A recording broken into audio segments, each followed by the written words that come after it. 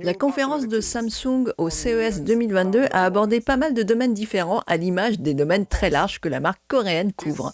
La conférence a donc parlé de vidéoprojecteurs, de moniteurs, de gaming et d'électroménager à customiser. Bref, c'était large. C'est parti dans tous les sens, mais c'est avec plaisir qu'on découvre à chaque fois les dernières nouveautés de Samsung au CES, en espérant secrètement à chaque présentation quelques belles surprises. Et la première surprise de taille, c'est la présentation du vidéoprojecteur Freestyle. Oui, de taille, parce que c'est tout petit, c'est minuscule, ça pèse moins d'1 kilo. C'est un vidéoprojecteur portable lifestyle qui veut se fondre dans votre vie quotidienne de personnes passionnantes. Il est très pratique puisqu'il peut faire une rotation à 180 degrés pour la projection. Vous pouvez donc projeter vraiment partout, sur tous les murs, à l'extérieur ou même au plafond. Vous pourrez même l'équiper en accessoire pour l'accrocher au plafonnier par exemple et ainsi projeter vers le bas. À titre perso, ça me fait penser au BenQ GV30 que j'ai pu tester de fond en comble sur la chaîne. Si le design n'est pas le même, l'esprit est assez similaire puisque le Freestyle est lui aussi équipé d'une batterie pour pouvoir le transporter partout et donc le faire fonctionner même là où il n'y a pas de prise de courant. Il y a le test sur la chaîne si ça vous intéresse de voir un petit peu mieux, de mieux comprendre l'esprit de ce genre de produit. Ça se connecte donc au smartphone pour envoyer le contenu à visionner et si vous avez déjà une télé Samsung et ou un smartphone Samsung, la configuration se fera très rapidement grâce à l'écosystème Samsung. Et pour la résolution, c'est du 1080p, ce qui est pas mal pour un petit projecteur comme ça, avec une technologie LED et donc une durée de vie assez longue pour la lampe. Il y a quand même un petit truc qui me gêne là-dedans, c'est qu'il se connecte en micro HDMI et pour brancher une Switch ou une autre source, il faudra vous balader avec un adaptateur vers un gros HDMI classique. Et ce type de prise peut être assez fragile sur la durée aussi. À part les films, les clips et les petites vidéos, vous pourrez aussi vous en servir pour projeter des wallpapers, des écrans de veille, d'ambiance, ou bien carrément des trompe-l'œil qui prennent la forme de fenêtres pour faire croire qu'il y a une fenêtre sur un mur. Ça peut aussi servir d'enceinte Bluetooth et de lampe d'appoint et le prix est quand même de 900 $ sur le site officiel de Samsung. Il est en précommande actuellement si vous êtes intéressé. Samsung a aussi annoncé sa plateforme Samsung Gaming Hub qui regroupe plusieurs services dans une interface de la télé.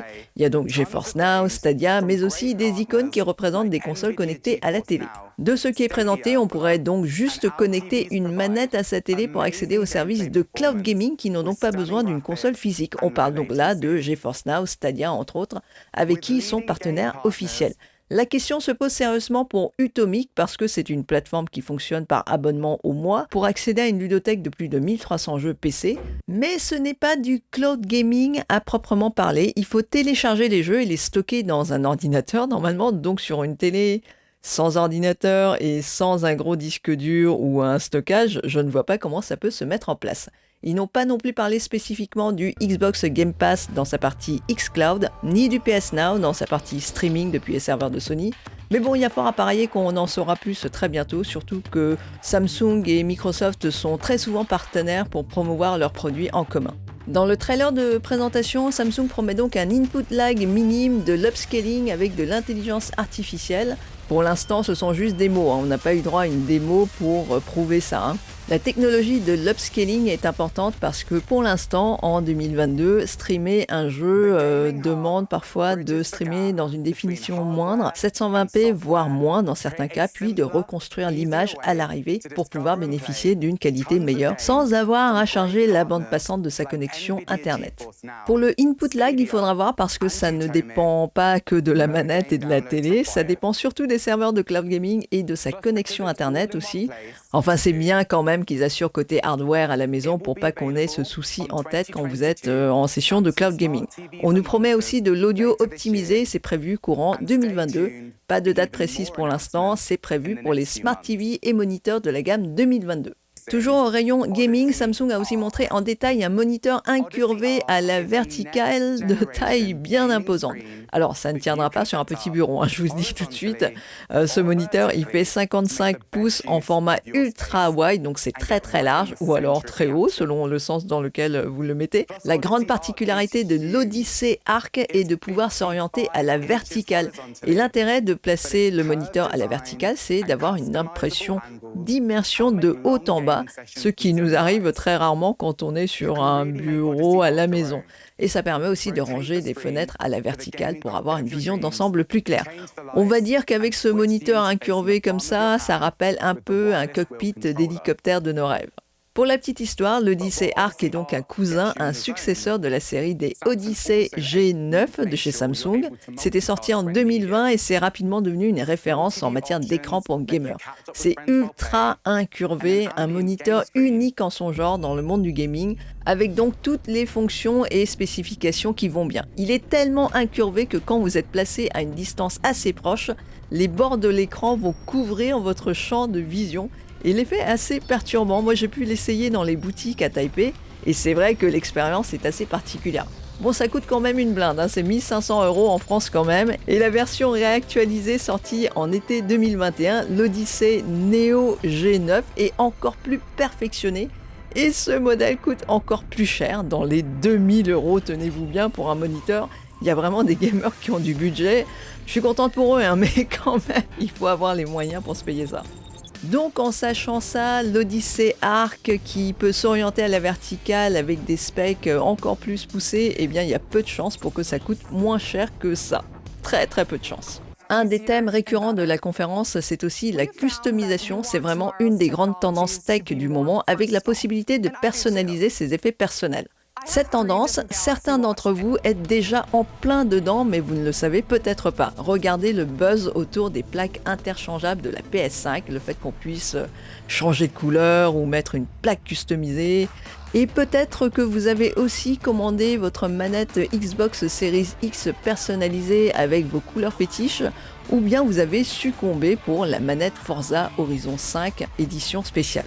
Voilà, là c'est le côté designer qui parle. C'est vrai que j'aime bien observer et relever ces tendances générales, et le fait que Samsung insiste autant sur cet aspect lors de la conférence CES, c'est super intéressant à noter. Ils ont donc parlé des différents bracelets de la smartwatch Samsung, présentation où ils poussent à la consommation carrément. Il faudrait idéalement acheter un bracelet de couleurs différentes selon les occasions, donc quand vous allez travailler, quand vous allez vous amuser, et une autre pour les grandes occasions. C'est pareil aussi pour les aspirateurs, les machines à laver. On évite le blanc ou le noir ou le gris de rigueur, rabat-joie. Place aux couleurs et à la créativité. Plusieurs finitions sont donc proposées pour plusieurs gammes de produits. Alors, parce que ça nous donne l'occasion de parler de couleurs, on va parler un petit peu plus en détail des couleurs sélectionnées. Les tons que vous voyez ici sur les réfrigérateurs n'ont pas été choisis au hasard. Il y a une entreprise qui s'appelle Pantone, et je suis sûre que la plupart d'entre vous connaissent Pantone. Vous allez voir ce nom quand vous allez acheter par exemple des pots de peinture pour repeindre votre appart. Ils ont un système de code de couleurs pour identifier les couleurs qui est donc très précis. C'est utilisé dans l'imprimerie, dans le textile, enfin c'est un des gros standards du monde de la couleur. Et régulièrement, ils déterminent quelles seront les couleurs de l'année à venir. Et il se trouve que les couleurs ici correspondent pour la plupart à la palette que Pantone a identifiée, que voici, qui est valable donc pour 2022.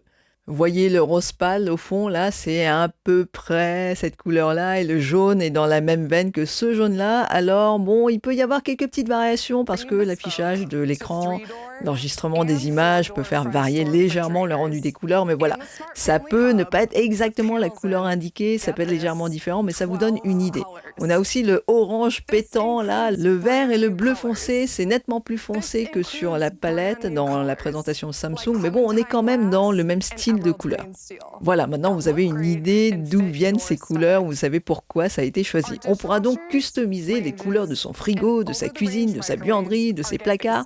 Samsung vous encourage donc à réaliser votre customisation sur la plateforme YouMake. Voilà, allez vous exprimer, faites exploser votre créativité, ils adorent ça. D'ailleurs, dans le clip de promotion, vous retrouverez les couleurs thèmes de la gamme de Samsung 2022, donc avec des éléments dans le décor, pas forcément des objets, ça peut être de la végétation, ça peut être la couleur des maisons et l'environnement, donc qui sont dans ces tons-là. De ce côté-là, c'est superbement bien fait.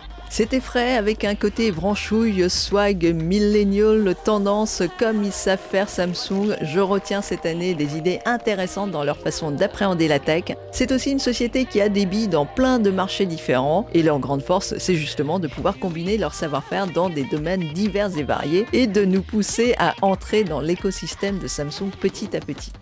Ah oui, petite dernière chose, on n'a pas parlé dans cette vidéo de la première moitié de la conférence consacrée à l'écologie, au recyclage, à la responsabilité de chacun par rapport à l'environnement. Ils ont aussi un partenariat avec la marque Patagonia. Si vous avez envie d'en savoir plus sur ce que fait Samsung dans ces domaines, super important, je vous invite à aller visionner la conférence directement, le lien est dans la description. Un grand merci à vous pour avoir suivi jusque-là.